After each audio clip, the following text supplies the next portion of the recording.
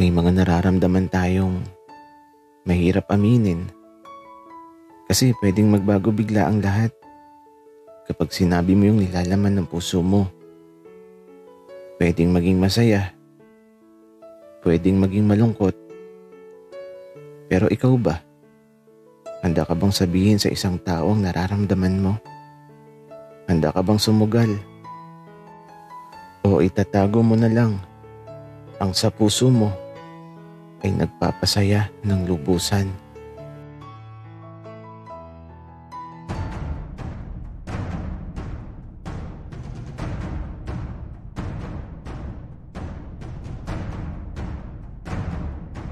Kaibigan, huwag mong kalimutan mag-subscribe sa aming channel at huwag din kalimutan i-click ang notification bell at subscribe button. Subscribe na!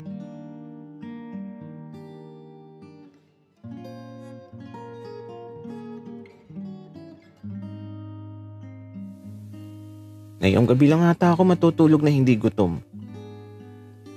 Nakahawak nga lang ako sa tiyan ko habang nakahiga ako sa karton. At habang nakatingin ako sa sira-sirang kisame na maraming nakatirang gagamba, napapangiti na lang ako. Kasi naalala ko si Piero. Napakabait kasi niya sa akin. Ang sarap siguro magkaroon ng madaming pera. Siguro kapag madami na akong pera, mababayaran ko na lahat ng utang na sinasabi nung nag-ampon sa akin. Tapos, gusto ko ng sariling bahay. Tapos, bibili ako ng maraming masasarap na pagkain. At syempre, iimbitahin ko si Piero. Tapos, kakain kami ng masarap hanggang sa lumobo ang tiyan namin.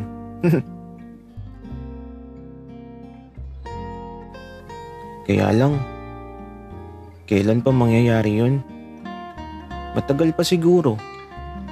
At saka, hindi na ako nag-aaral ngayon. Nung una, pinag-aaral pa ako nung nag-ampon sa akin. Kaya lang, tinatigil din nila ako. Kasi wala na daw silang pera na pampaaral sa akin. Magbanat na lang daw ako ng buto para daw may pakinabang ako. Kaya ito, naging magbabasura ako. Naghahanap lagi ng mga lata at bote. Tapos, sinasaktan. At madalas na hindi pinapakain. Nanay, tatay, huwag kayong mag-alala.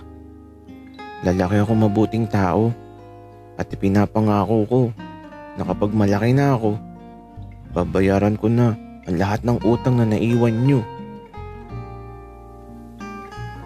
Makatulog na nga. Baka kasi kapag tinanghali na ako ng gising saktan na naman ako. Ganun kasi dito. Pinapalo ako ng walis kapag tinatanghali ako ng gising. Kaya nga bago matulog, pumupunta muna ako sa may bintana.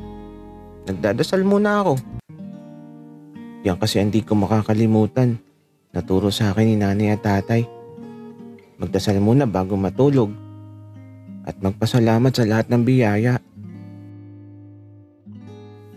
Kaya naman, nagtungo na ako sa may bintana at tumanaw na sa langit kasabay ng pagpikit ng mga mata ko habang taimtim ako nagdadasal.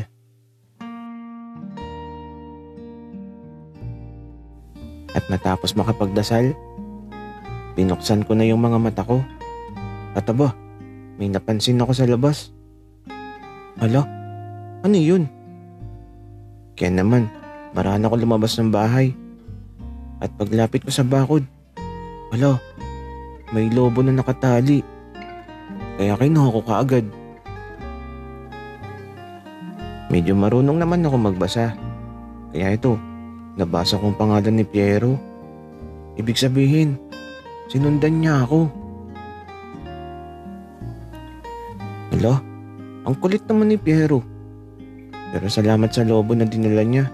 Kasi gusto ko talaga ng lobo. nahihiya lang ako kasi napakadami ko nang kinain sa kanila. Kaya eto, kinuha ko na kaagad yung lobo at bumalik na ako sa bodega kung saan ako natutulog. Ang cute ng lobo na kulay pula na tinali ko dito sa loob ng tinutulugan ko. At habang nakahiga ako sa karton, nakatingin lang ako sa lobo habang nakangiti. At di ko na namalayang nakatulog na ako na masayang masaya sa nagdaang maghapon. Sa paglipas ng buong gabi, nagising na lang ako dahil sa sigaw at palo ng walis. Bumangon ako bigla kasi naman pinalo na ako ng walis na may kasamang sigaw. Napasarap na naman pala ang tulog ko, pero okay lang. Normal na sa akin ang paluin ng walis. Tapos hindi na ako pinakain. Magtrabaho na daw ako at tanghali na. Kaya ito, pagkagising, diretso na ako sa labas habang bitbit ang sako na paglalagyan ko ng mga lata at bote. At habang naglalakad ako papalayo, aba, si Piero bigla na lang nagpakita. Napangiti tuloy ako. Ewan ko ba, pero masaya ako nung makita ko si Piero. Sinalubong niya ako. At aba, may dala din siyang sako. Kaya lang, di bagay sa kanya yung gagawin namin. Kasi naman, nakasapatos pa siya tapos napakaganda ng suot niya. At nakabag pa siya.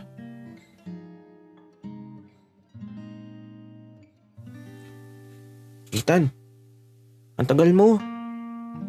Napakataas ng sikat ng araw. Kanina pa ako dun. Sinundan mo pala ako kahapon, Piero. Salamat sa lobo ah. Tsaka, alam mo ba, napasarap ang tulog ko. Pinalo na nga ako ng walis nung halimaw sa bahay. Pero, okay lang. Di naman masakit.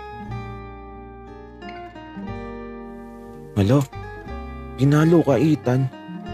Kung gusto mo, sunugin na natin yung bahay ng halimaw. Wag, Piero. Kawawa naman yung mga kaibigan kong ipis, daga at gagamba. Baka masunog din sila. Ganun ba? Di, tumakas ka na lang, Ethan. Para di ka na nila saktan. Minsan na nga akong tumakas, Piero. Kaya lang, nahanap nila ako tapos ayun, binugbog ako. 1 linggo nga akong hindi nakakalakad. Akala ko nga, namatay na ako. Kaya lang, nabuhay pa ako. Sayang, kung namatay ako, tapos na sana yung paghihirap ko. Hala, kung namatay ka, Ethan, di kita makikilala. Pero tara na, kumain na muna tayo. May dala akong mga pagkain. Nakakahiya naman, Piero. Nag-abala ka pa. Okay lang yun, Ethan. Tara doon sa ilalim ng puno. Doon tayo kumain. Kaya ito, sabay na kami nagtungo ni Piero doon sa ilalim ng puno. At nang ilabas na niya ang dala niyang pagkain, aba, mayroong pang umagahan at tanghalian. Tapos, bago daw ako umuwi doon na daw ako kumain sa kanila. Ayaw ko sana.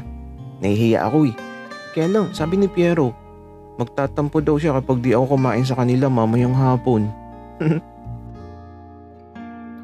Kaya naman, pumayag na din ako. Kaya na matapos na kaming makakain ng umagahan sa ilalim ng puno, ito, diretso na kami sa nakagisnan kong ginagawa sa araw-araw. Kung saan-saan kami sumusuot ni Piero. Nasa likod ko lang siya tapos di siya maarte. Tinutulungan talaga niya ako. At sa paglipas ng mga oras, sumapit ng tanghalian, eto kami sa ilalim ng tulay. Dito kami kumain ni Piero. Masayang masaya lang talaga kami at matapos makakain, naligo lang kami dito sa ilalim ng tulay. Naglalaro lang kami habang hinahayaang lumipas ang mga oras. Naranasan ko ulit ang maging bata. Yung walang iniisip, basta masaya lang. Buti na lang pala at nakilala ko si Piero. Kasi nung dumating siya sa buhay ko, natuto na ulit akong ngumiti at maging masaya.